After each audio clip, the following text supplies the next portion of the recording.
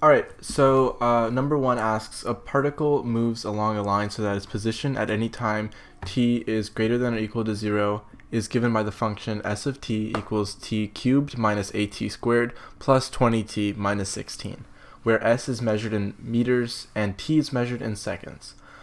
Part A asks us to find the instantaneous velocity at any time t, or where at any instance where you could find the velocity, basically asking us to find the function.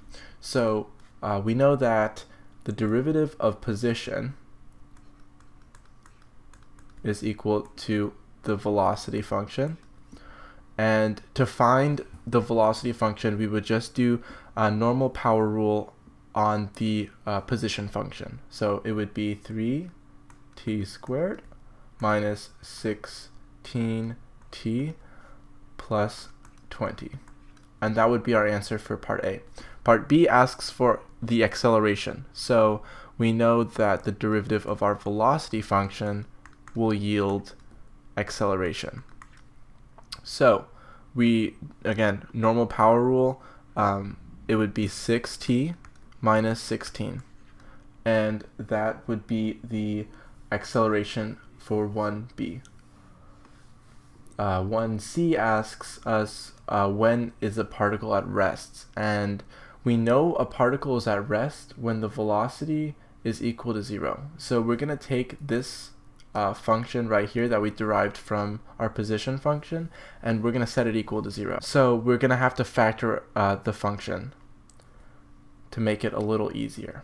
So we know that our factored terms are going to be 60 and negative 16. So what multiplies equals 60 is negative 10 and negative 6, and that adds to equal negative 16. Then we divide by a, we get negative 2 and negative 10 over 3. Then we set that to t, we get t minus 2, and we do this times 3t minus 10. So then we can set this equal to 0, which is the same as this basically.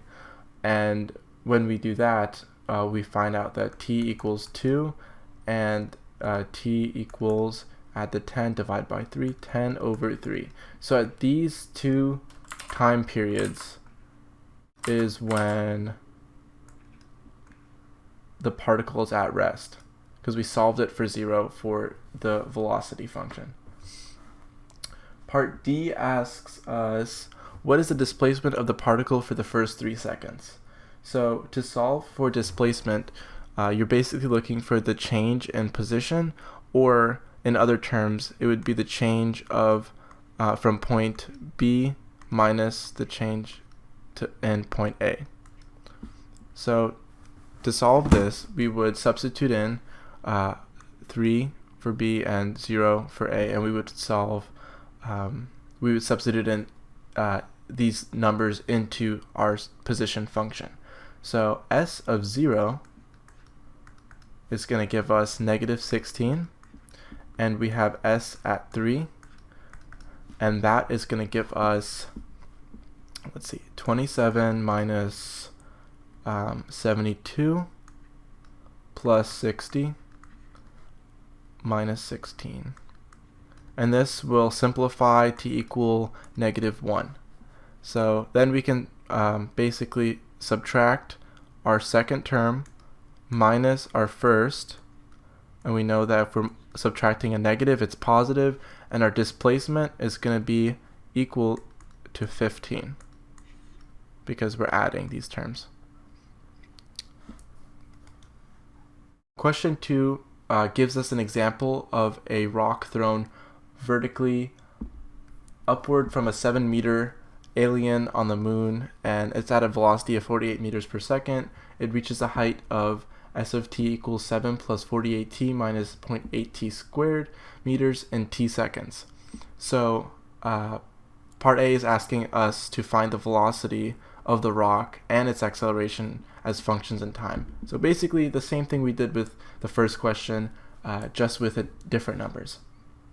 So again, especially for FRQs, we do have to write that s prime of t equals the velocity of t, and velocity, the derivative of the velocity function equals acceleration, the acceleration function. Just so it doesn't look like we're making up functions. So the velocity function is going to equal 48 minus 1.6 t. And then our acceleration is going to be, the function technically is going to just be the constant negative 1.6. And that's the answer to 2a. Now 2b asks, how long does it take the rock to reach its highest point? And in order to find that, we're basically just looking for when the velocity changes its changes from positive to negative or negative to positive, and it will do that when it's going across the x-axis. So when v of t equals 0, basically. So we'll take our velocity function from here and we'll copy it over, and then we'll set that equal to 0, and then we'll simply do the algebra. 1.6t equals negative 48, make them both positive, divide by 1.6, and we get that t equals 30, meaning in 30 seconds it would take 30 seconds for the rock to reach its highest point. Question 3. A particle P moves on the number line. The graph S of t, or S equals f of t, shows its position of P as a function of time t. This question gives us a graph, and with graphs you always want to make sure you make it really obvious what type of graph it is based on. Because depending on what type of graph, if it's a position, velocity, or acceleration, the answers are going to be completely different. So part A asks, when is P moving to the left? And on a position graph, P, whatever is being calculated or examined on moving, you can tell when it's moving left by basically looking at downward slopes. So from 0 to 1, we have a downward slope, and we also have a downward slope, it looks like, at 5 all the way to 8.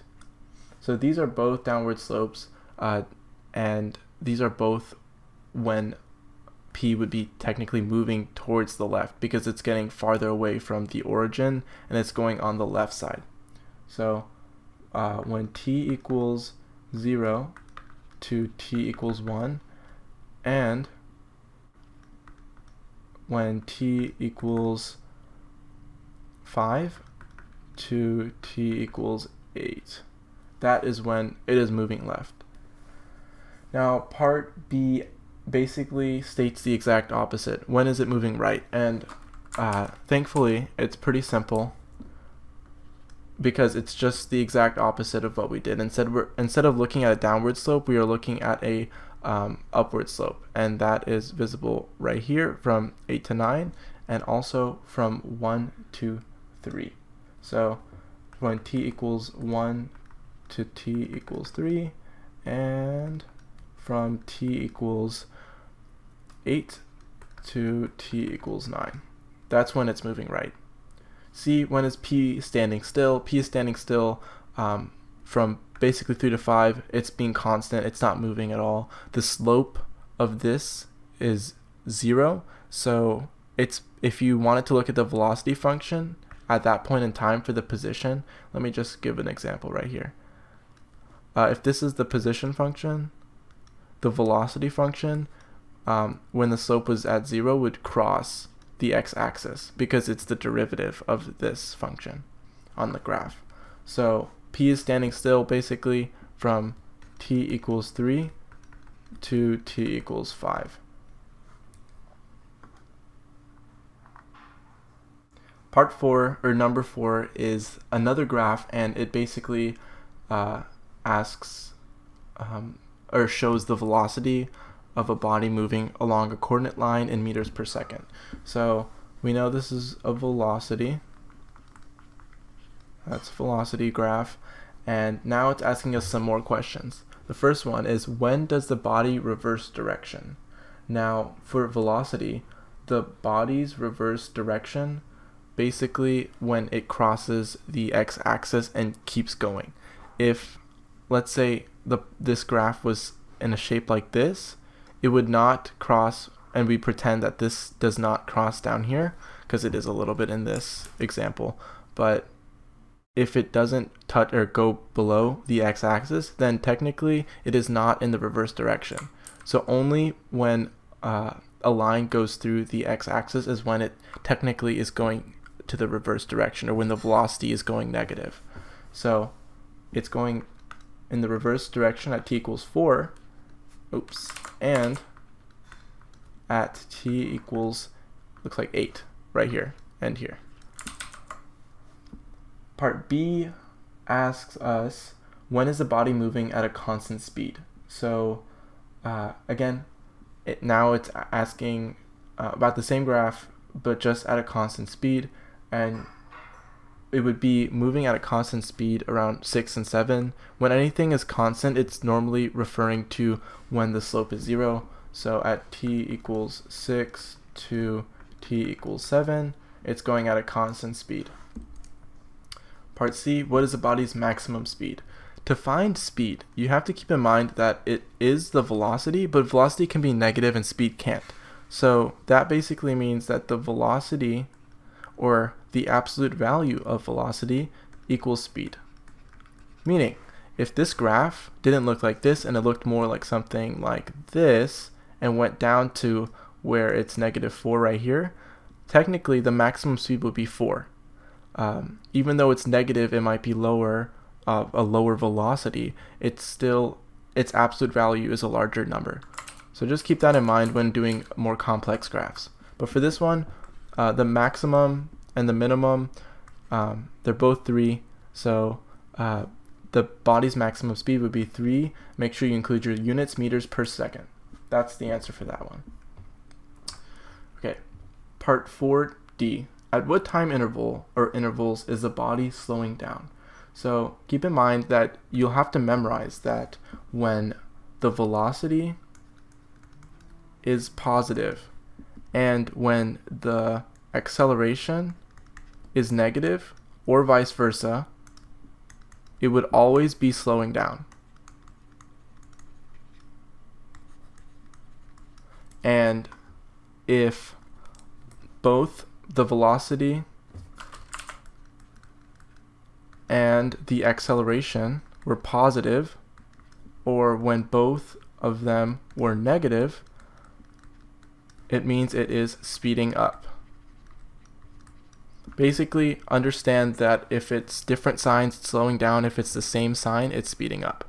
So it's asking right here, at what time is the body slowing down? We can tell that the first time it's slowing down is from basically 2 to, looks like 2 to 4. So we can tell that because the slope is negative. So the slope would refer to acceleration, since this is a velocity graph. And so since this is negative, or it's facing down, then we look at which part of the graph it's on. This velocity graph, it's on the positive side. So that means these are both differing signs. So that means it's slowing down. So from t equals 2 to t equals 4, it's slowing down. And there's actually one more part on this graph where it's slowing down. And that's down here from where it goes from 7 to 8. The reason is because while the slope is positive, we are on the negative part of the graph, meaning the velocity is negative. So that therefore means that these are both different signs and it's slowing down. So we'll include from t equals 7 to t equals 8.